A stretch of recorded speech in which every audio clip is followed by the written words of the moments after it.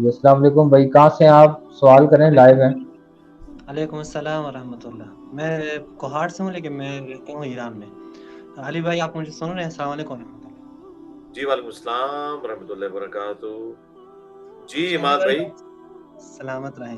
علی بھائی پہلا سوال میرا یہ ہے کہ جو صحیح مسلم میں روایت ہے، روایت نمبر ہے 2419، یہاں پہ حضرت ابو موسیٰ اشعری سے روایت ہے، وہ کہتے ہیں کہ ایک سورت تھی قرآن میں، اور پھر اس کی صرف یہ ایک آیت مجھے یاد ہے، لو کان لابن آدم، یہ پوری آیت میں نے بیان کی ہے۔ اس کے بارے میں جب میں نے اہل سنت علماء کے اقوال پڑھ لیے کہ دراصل یہ آیت ابھی قرآن میں نہیں ہے، تو وہاں پہ لکھا تھا کہ یہ نسخ تلاوہ ہے، تلاوت اس کی نسخ ہو چکی ہے، حکم باقی ہے۔ اب ظاہر جب قرآن کی طرف جاتے ہیں، قرآن میں آیت ہے ما ننسخ من آیت او ننسها نأتی بخیر منها او مثلها، تو اب وہ ناسخ آیت کہاں ہے؟ ظاہراً ناسخ آیت ہونی چاہیے تو ایک آیت منسوخ ہوگی۔ تو یہ تو میرا پہلا کوشچن ہے، اگر آپ مجھے اس کا جواب دیں۔ جی اس کا جواب انہی روایتوں کے، یہ ایک روایت نہیں ہے جو آپ پیش کر رہے ہیں، میں اس کے اوپر کافی تفصیلی گفتگو ایک لائیو سیشن کے اندر کر چکا ہوں۔ یہ ایک روایت نہیں ہے، یہ اوپر تلے 3-4 روایتیں موجود ہیں۔ سب سے پہلے آپ یہ سمجھ لیں کہ اس طرح کی جو چیزیں ہیں نا، ان میں سے کوئی بھی چیز ہمیں یہ مجبور نہیں کرتی کہ ہم کوئی ایسا عقیدہ رکھیں جو قرآن کو مشکوک کرے، لہٰذا اس طرح کی تمام روایتوں کی تعویل کی جائے گی۔ یہ قرآن میں پڑھی جاتی تھی، قرآن کی تفسیر میں پڑھی جاتی تھی، اور اگر کوئی آیات اس طرح کی ہیں تو قرآن کی جو 7 قرات ہے پلس قرآن میں جو ناسخ و منسوخ والا معاملہ ہے، اس کے اوپر سنی اور شیعہ کا اجماع ہے، اس میں پوری دنیا کے مسلمانوں کا اجماع ہے، اس میں کوئی دوسری رائے نہیں ہے۔ آج آ کے غامدی صاحب نے تھوڑی گفتگو کرنی شروع کی ہے، ادروائز اس سے پہلے یہ معاملہ اس طریقے سے نہیں تھا۔ اور باقی یہ تو فکر آخرت سے متعلق ہے نا، تو اس سے زیادہ سٹرونگ آیات فکر آخرت سے متعلق موجود ہے۔ سورہ زخرف کے اندر موجود ہے کہ اگر اس چیز کا خدشہ نہ ہوتا کہ سب کے سب لوگ ہی کافر ہو جائیں گے تو ہم کافروں کے گھروں کو، ان کی دیواروں کو، ان کی سیڑھیوں کو سونے اور چاندی کی بنا دیتے، لیکن یہ خدشہ تھا کہ جب کافروں کے پاس اتنی دولت کوئی دیکھے گا تو وہ کفر میں مبتلا ہو جائے گا، اور پھر اللہ تعالیٰ نے فرمایا کہ یہ دنیا کا مال ہے اور آخرت تمہارے رب کے ہاں صرف پرہیزگاروں کے لیے۔ یہ آیت اتنی سٹرونگ آیت ہے کہ جو اس طرح کی آیت، یہ ویسے اس وقت حدیث بھی ہے، یہ بخاری مسلم میں حدیث کے ریفرنس سے بھی آیا کہ ابن آدم کے پاس اگر سونے کی 2 وادیاں ہوں تو وہ خواہش کرے گا کہ وہ تیسری وادی اس کو ملے۔ تو شیعہ اور سنی دونوں کے ہاں جو اس طرح کی روایتیں ہیں یا تو جعلی ہوتی ہیں یا پھر ان کی تعویل کی جاتی ہے، کیونکہ قرآن عملی تواتر کے ساتھ، اجماع کے ساتھ ٹرانسفر ہوا ہے۔ کوئی حدیث یہ مجبور نہیں کرتی کہ قرآن جو کہ تواتر سے نقل ہوا ہے اس کی کسی بات کو اس حوالے سے ڈرائل کرے۔ جی نیکسٹ کوسچن کر لیں۔ مائک آن۔ جی ماشاءاللہ علی بھائی، بس میں آپ کے توسط سے شاید آپ نے بیان بھی کیا ہو، وہ جو سن رہے ہیں ان کے خدمت میں بیان کرنا چاہتا ہوں کہ ایسی روایت جہاں بھی ہو ان کی تعویل کی جائے گی، بہتر بات ہے۔ اب دوسرا جو آپ میرا میری ایک ویڈیو دیکھیں، کیا شیعہ کافر ہے، ایک یہ ویڈیو ہے، اور سنی شیعہ کا قرآن پر اجماع، اس میں نے اس طرح کی جتنی روایتیں ہیں ان کے حوالے سے ڈسکشن کی ہے، اور سنی جو ہیں وہ شیعہ کی کتابوں سے اس طرح کی روایتیں پیش کر کے تو وہ کہتے ہیں کہ جی شیعہ جو ہے قرآن کو غیر محفوظ مانتے ہیں، اور شیعہ سنیوں کی کتابوں سے اس طرح کی روایتیں پیش کر کے وہ کہتے ہیں کہ جی سنی جو ہے وہ قرآن کو غیر محفوظ مانتے ہیں۔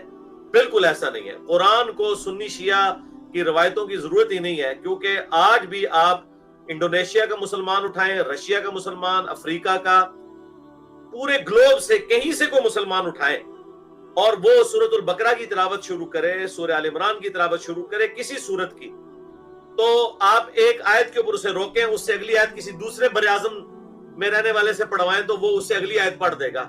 یہ اتنی بڑی طاقت ہے قرآن کی کہ قرآن کو کوئی روایت مشکوک نہیں کرتی اللہ کے فضل سے۔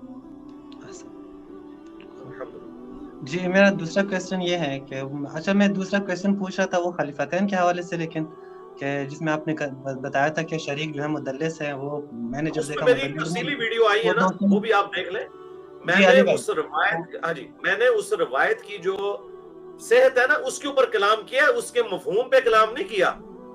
ہم خلیفتین مانتے ہیں، قرآن اور اہل بیت کو مانتے ہیں، ثقلین بھی مانتے ہیں، خلیفتین بھی مانتے ہیں، یار نبی علیہ السلام نے چھوڑے ہیں نا، یہ تو الفاظ کا چناؤ ہے کہ نبی علیہ السلام نے کہا میں اپنے بعد 2 بھاری چیزیں چھوڑ کے جا رہا ہوں، ان کو آپ خلیفتین کہہ لیں، ثقلین کہہ لیں۔ میں نے یہ بھی پچھلے دنوں میری ایک ویڈیو اپلوڈ ہوئی ہے یوٹیوب پہ، آپ دیکھیں کیا امام مسلم آخری وقت میں شیعہ ہو گئے تھے؟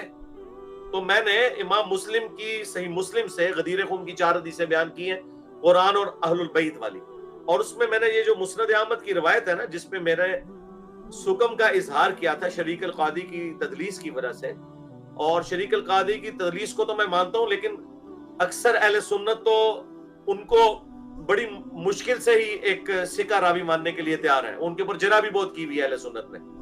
تو میں کہتا ہوں کہ جی وہ اس چکر میں پڑھتا ہی نہیں ہوں.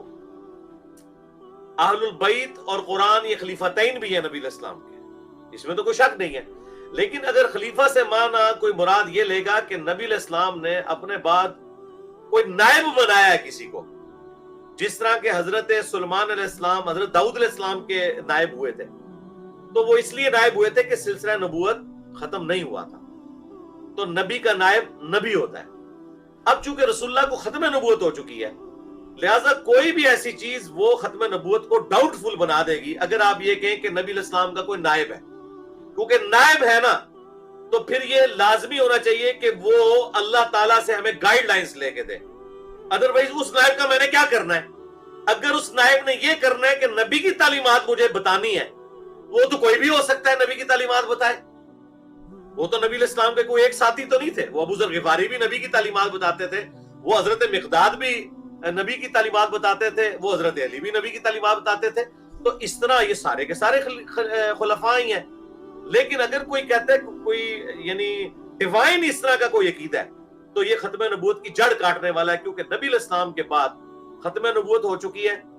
اگر کوئی آپ کا وصی یا خلیفہ ہے تو لاجیکلی انٹرنیشنل عدالت میں ہمارا مقدمہ لے جائیں کہ انجینئر محمد علی مرزا کی ڈیمانڈ ہے کہ وہ خلیفہ کدھر ہے، میں اس سے ملنا چاہتا ہوں. اور اگر مجھے بتایا جائے کہ وہ تو نبی کے 30 سال کے بعد خود بھی فوت ہو گیا تھا، اور اس کی اولاد میں بھی جو 12 خلیفہ ہوئے تھے ان میں سے بھی آخری کو قیامت میں گئے 1200 سال ہو گئے ہیں، تو میں کہوں گا کہ 1200 سال سے امت جس خلیفہ سے محروم ہے کہ اس سے استفادہ ہی نہیں کر سکتی، تو خلیفہ کس کام کا ہے؟ تو وہ مسئلہ یہ ہے کہ یہ عقیدہ بالکل باطل کھڑا گیا ہے، چاہے وہ اہل سنت کے ہاں تقلید کی شکل میں ہو یا اہل تشیع کے ہاں عقیدہ امامت کی شکل میں ہو. نہ تو ہم ابو بکر صدیق کو خلیفۃ الرسول مانتے ہیں اس حوالے سے کہ وہ نبی علیہ السلام نے کوئی ان کو اپنے بعد نامزد کیا تھا، بالکل میں نے تو بخاری مسلم سے ثابت کیا. عائشہ کہہ رہی ہے کہ نبی علیہ السلام نے اپنا وصی کسی کو نہیں بنایا. قرآن آپ کا وصی ہے. کیوں؟ قرآن آج آپ مجھ سے پوچھے، میں کہوں گا یہ لے رسول اللہ کا وصی. آج سے 10,000 سال بعد بھی کوئی انسان آئے نا اور وہ پوچھے رسول اللہ کا وصی کدھر، لو قرآن یہ سامنے موجود ہے. لیکن اگر شخصیات کو آپ وصی اور خلیفہ مانیں گے تو وہ تو دنیا سے چلے گئے. جب وہ دنیا سے چلے گئے تو آج کی ڈیٹ میں ایک شخص 1400 سال پہلے فوت ہوا ہے اور ایک شخص 1450 سال پہلے فوت ہوا ہے، دونوں کا سٹیٹس تو ایک ہی ہے. مجھے اس سے کیا غرض؟ میرے لیے تو بکر بھی فوت ہو گئے، میرے لیے تو علی بھی فوت ہو گئے، میرے تو نبی بھی فوت ہو چکے، تو مجھے تو کسی سے کوئی غرض نہیں ہے، کیونکہ میرے سامنے نہیں نا موجود.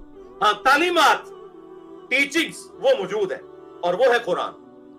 ٹھیک ہو گیا؟ یہ ہمارا عقیدہ ہے. جی جی جی اسپیکر آن کریں مائک. جی میں بتا رہا تھا کہ یہ سوال کی اجازت مجھے نہیں ہے، لیکن اچھا ہوا آپ نے بیان کیا. میرا دوسرا سوال ہے، اینڈ پہ آپ نے اس سے دوسرا نہیں تیسرا ہو گیا، اب 2 ہو چکے ہیں، تیسرا کر لیں چلیں. اچھا جو تیسرا نہیں کرنا، بس 2 ہی کر رہے ہیں. آپ پاکستان آئے تو انشاءاللہ بیٹھ کے بات کریں گے انشاءاللہ. چلیں ٹھیک ہے انشاءاللہ. السلام علیکم. میری وصیت آپ کے لیے صرف یہی ہے، قرآن کے اوپر کوئی عقیدہ جس کی جڑ قرآن میں موجود نہیں ہے، انیمبیگوس، ضرب تقسیم لگا کے نہیں. ضرب تقسیم سنی شیعہ دونوں لگا رہے ہیں تو میں تو پڑھا لکھا بندہ ہوں، مجھے تو واضح نظر آ رہا ہے کہ فراڈ کر رہے ہیں امت کے ساتھ. بالکل قرآن اپنے عقیدے میں بالکل واضح ہے، ما کان محمد ابا احد من رجالکم ولکن رسول اللہ وخاتم النبیین. ختم نبوت اتنا بڑا منصب ہے، اس کے بعد کوئی تقاضا ہی نہیں ہے کہ رسول اللہ اپنا خلیفہ کسی کو چھوڑ کے جائیں، اس حوالے سے کہ جو ان کی سیٹ سنبھالے. کیونکہ وہ جو سیٹ سنبھالے گا نا، ایٹ لیسٹ وہ پیغمبر کے لیول کا بندہ ہمیں چاہیے. اور وہ تو حضور نے فرما دیا، علی تیری میرے ساتھ وہی نسبت ہے جو ہارون کی موسیٰ کے ساتھ، مگر میرے بعد کوئی نبی نہیں ہے. جب نبی نہیں ہے تو یہ معاملہ ختم ہو چکا، ختم نبوت. اور مولا علی کا جو رسول اللہ کی میت پہ خطبہ ہے ناج البلاغہ میں کہ رسول اللہ آپ کی موت باقی انبیاء والی موت کسی نہیں ہے، آپ کی موت نے آسمان کا زمین سے رشتہ ختم کر دیا. جب آسمان کا زمین سے رشتہ ختم ہو گیا تو چاہے ابو بکر ہو چاہے علی ہو، مجھے اس سے کوئی غرض نہیں. زیادہ سے زیادہ جو کچھ انہوں نے حضور سے سیکھا وہی مجھے سکھائیں گے. وہ اپنی طرف سے کوئی بات بتا ہی نہیں سکتے کیونکہ آسمان کا زمین سے رشتہ ختم ہو چکا ہے. ٹھیک ہو گیا؟ فی امان اللہ.